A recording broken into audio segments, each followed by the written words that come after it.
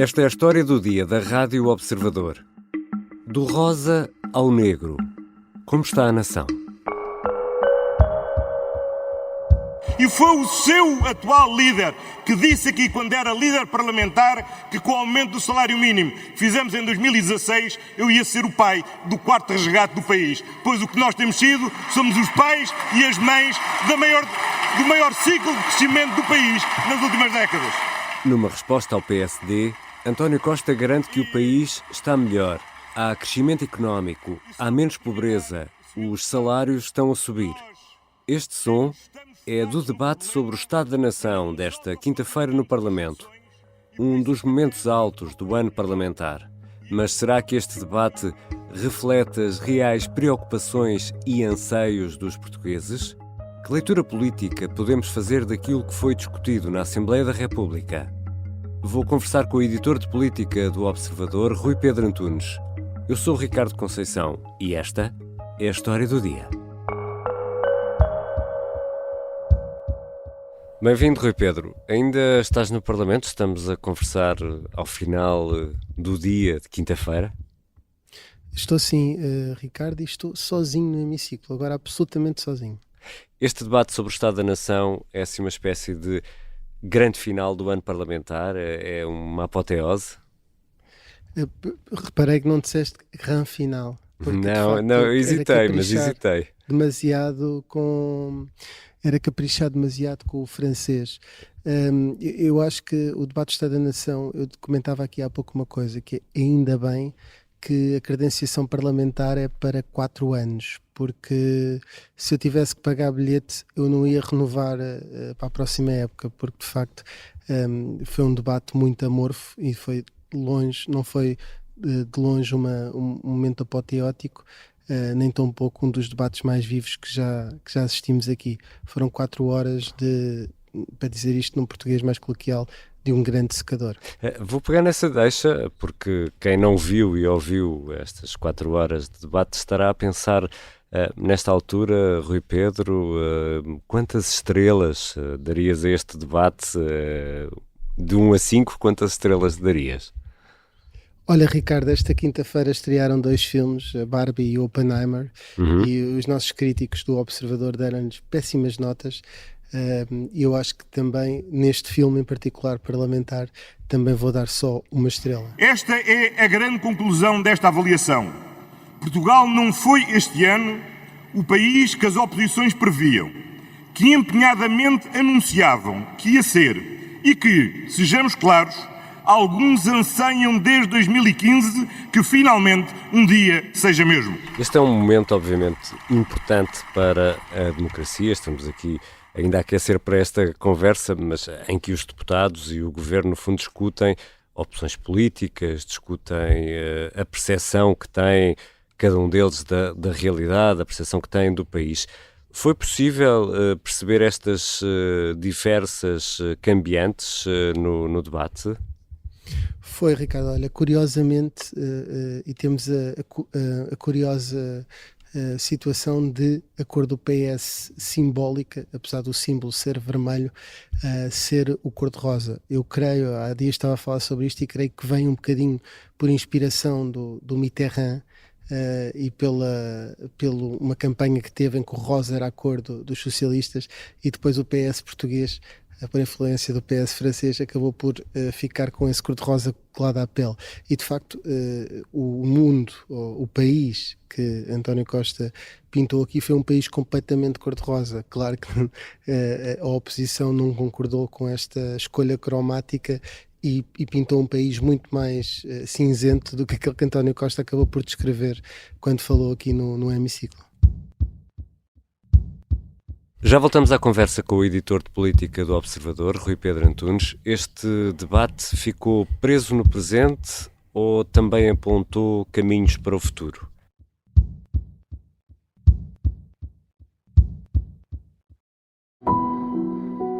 Esta é uma história de intrigas, segredos e traições. É uma história de agentes secretos e de um agente secreto em particular. Vladimir Vladimirovich Putin. Esta é a história escondida de como Vladimir Putin montou uma teia de poder e guerra que começou no KGB e acabou na Ucrânia.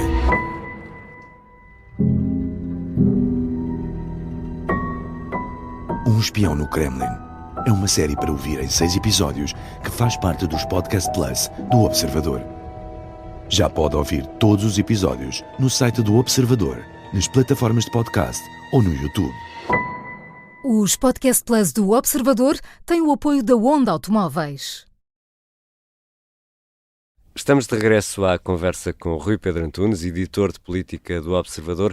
Rui Pedro, José Luís Carneiro, o ministro da Administração Interna, foi o escolhido para encerrar o debate este ano. No ano passado foi Pedro Adão e Silva. Há alguma leitura política que se possa fazer desta escolha? Olha, acho que é o ministro menos contestado e, portanto, a partir daí, de ser um ministro que tem menos pontos de polémicos em cima da mesa, é logo uma boa escolha. É preciso não esquecer que é o sucessor de Eduardo Cabrita, que era, isto no governo anterior, um grande foco de problemas. Depois os incêndios, não tem havido, que é uma das pastas difíceis que José Luís Carneiro tem, não tem marcado pela negativa até agora, naturalmente. E, portanto, era uma escolha segura. Eu registro relativamente a essas escolhas que os dois escolhidos do governo, para além do primeiro-ministro para falar, foi o ministro da Saúde, Manuel Pizarro, e o ministro da Administração Interna, José Luís Carneiro, que são dois opositores e adversários no PS Porto e que são duas hipóteses para a Câmara do Porto. Portanto, houve aqui uma espécie de primárias para as autárquicas de 2025. Não sei qual era o objetivo do primeiro-ministro, mas acho que era mesmo baixar a tensão e o clima político que se vive. Mas há boas razões para confiar no futuro.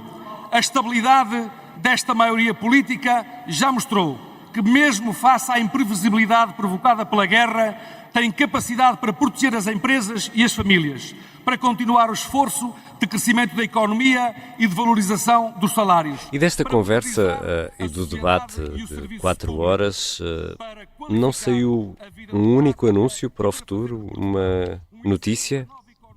Olha, Ricardo, não. O Primeiro-Ministro costuma fazer isso nos debates de política geral, que é fazer uma série de anúncios para ocupar parte do espaço noticioso, porque mesmo que lhe corra mal, acaba sempre por marcar a agenda, porque novidade é notícia e notícias sobre o país e que mexem com a vida das pessoas são sempre importantes para nós, jornalistas, noticiarmos. Neste caso, até é curioso, porque pela manhã o Governo, contou a um jornal, neste caso ao Público, por exemplo, o IVA zero iria até ao final do ano, e nem isso, como muitas vezes acontece, António Costa confirmou ao longo deste debate do Estado da Nação. Portanto, ficou, se quiseres, um bocadinho limitado desse ponto de vista de anúncios, que até é uma marca de António Costa, mas que decidiu não aplicar a este debate. A oposição traçou um cenário mais negro, como já explicaste, contra-atacou com diversos temas, a habitação, a saúde, a educação, enfim, a economia. O Primeiro-Ministro sempre foi respondendo com os números da economia, mas também se falou de instabilidade e de corrupção. Houve algum tomar de posição por parte de António Costa, alguma resposta, por exemplo, ao caso que envolve o agora ex-secretário de Estado da Defesa, Mário Capitão Ferreira? Bom, António Costa andou sempre deste caso, tenta sempre dar uma resposta meio genérica sobre a justiça, anda sempre a fugir, andou várias vezes a não responder sobre este caso, depois ficou muito ofendido quando alguém e as pessoas foram dizendo que ele desvalorizava a corrupção. Mas eu acho que ele estava precisamente a tentar que o caso passasse rapidamente, até porque ia dar posse minutos depois ao sucessor de Marco Capitão Ferreira. E, portanto, nesse aspecto, António Costa acabou por passar por cima. A certa altura, eu creio que a líder do Bloco de Esquerda até lhe diz qualquer coisa do género, diga qualquer coisa de esquerda, até fazer lembrar aquela frase do Nani Moretti, mas até era mais ao contrário, era diga qualquer coisa sobre a corrupção, que era o que se entendia da anterior declaração dela. Portanto, e nesse aspecto acho que António Costa pelo menos não fez uma intervenção que fosse notória e que marcasse uma posição forte sobre a corrupção. Nesse aspecto não o fez. É que dos 4 membros do governo que saíram do governo por algum motivo associado a uma questão de justiça, nenhuma dessas questões de justiça teve a ver com qualquer ato praticado ou omitido no exercício das funções governativas. Já percebemos que o debate foi xoxo. Como é que sai o Governo deste debate, Rui Pedro? O Governo não sai completamente motivado e renovado e com uma energia nova, sai exatamente como entrou, que é, nos últimos dias tinha baixado um bocadinho a tal tensão política, o tal ambiente crispado da política, embora se continuasse a pedir a demissão de alguns ministros, em particular João Galamba, que é sempre um alvo a abater, e agora João Gomes Cravinho, ainda agravado por este caso que acabávamos de falar, mas o Governo de alguma forma conseguiu baixar um bocadinho o tom, e baixando o tom, quem está e quem está no Governo mantém esse poder sem grandes ondas e sem grandes dificuldades. E, portanto, acabou por ser eficaz, mas não foi mobilizador, não ganhou aqui um novo fôlego. Acho que simplesmente limitou-se a cumprir calendário até ao fim, sem grandes chatices, se me permite esta expressão mais coloquial, e no fundo foi só gerir o que tinha conseguido até agora, que era baixar um bocadinho a pressão sobre o Governo para falar destes casos em específico da área da defesa. E a oposição aproveitou esse momento ou nem por isso? Olha, a posição foi muito fraquinha. Olha, nós tivemos André Ventura lá mandou aqui uma expressão casa de alterno para ver se abanava de alguma forma o hemiciclo. Mas o país que fosse a melhor casa de família da Europa. O Sr. Primeiro-Ministro quer fazer deste país a maior casa de alterno da Europa. É isso que quer fazer de Portugal. Mas também já é um modelo suficientemente gasto. Só dizer coisas para o ar a ver se cria impacto e se cria um conflito institucional com o Presidente da Assembleia da República. É a minha obrigação dizer-lhe, Sr. Deputado, que essa frase é absolutamente excessiva num Parlamento. Rui Rocha, líder da Iniciativa Liberal, tentou ter uma pose mais institucional e menos uma pose, como é que podemos chamar-lhe, uma pose mais desempoeirada, de Twitter e mais ao estilo dele, tentou. E ele não se dá bem com esta pós-institucional. E isto não são casos e casinhos, Sr. Primeiro-Ministro, como gosta de dizer. Isto, quando muito, são casos e cravinhos, porque o Ministro Cravinho também deve explicações ao país de tudo aquilo que se passa na defesa. E, portanto, estes casos e cravinhos não são estabilidade. O senhor falhou também como garante de estabilidade. Acabou por ser um bocadinho... apesar de ter lá os trocadilhos, não teve o mesmo engenho para dar a volta e pareceu demasiado...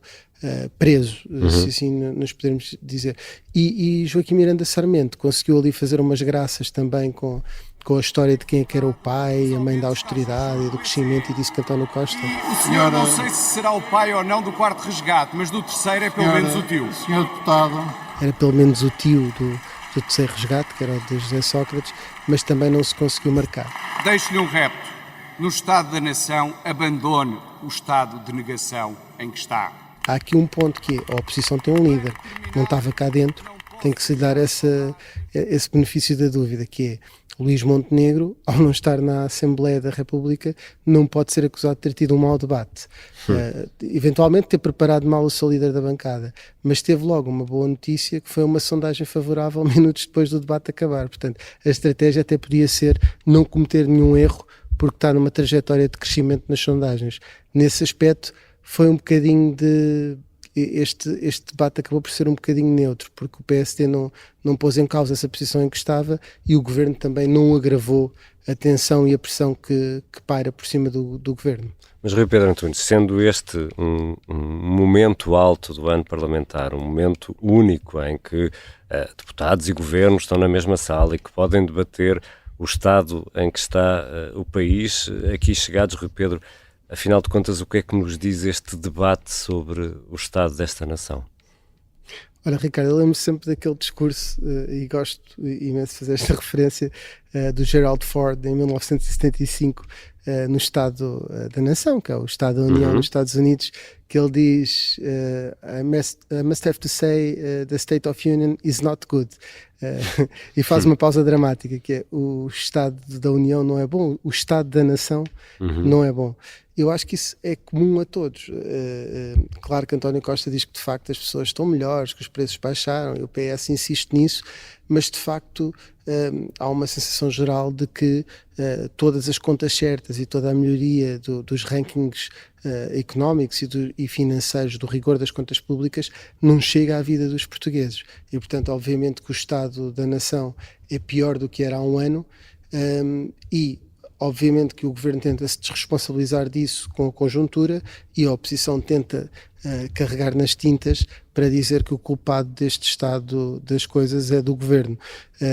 Se houve aqui uma grande reflexão sobre áreas setoriais, bom, apesar de termos tido aqui o Ministro da Saúde e o Ministro da Administração Interna e António Costa a pegar em todos os temas e inclusivamente a falar nos ganhos na educação, eu acho que ninguém que visse este debate, vamos imaginar um marciano que aterrasse, iria ficar a saber muito e muito informado sobre os vários setores e sobre o estado da nação. Acho que tinha aqui um objetivo de combate político, mas neste caso, nem nesse duelo político, o debate correu bem, porque ninguém ficou a saber exatamente como está o estado da nação. Depois disto, ficou no ar a noção que as pessoas já tinham, que é o estado da nação, como dizia o Forte, não é bom. Obrigado, Rui Pedro. Obrigado, Ricardo. O Rui Pedro Antunes é editor de política do Observador. E este é aquele momento ideal para deixar 2 sugestões, até porque vem o fim de semana. Partilhar este episódio com um amigo ou familiar, e outra sugestão que é muito importante para nós é clicar em seguir a história do dia, isto na aplicação que usa habitualmente para ouvir podcasts. É que é mesmo importante para nós. Esta foi a história do dia. Os sons que ouvimos neste episódio são da Rádio Observador. A sonoplastia é do Artur Costa, a música do genérico do João Ribeiro. Eu sou o Ricardo Conceição. Até segunda.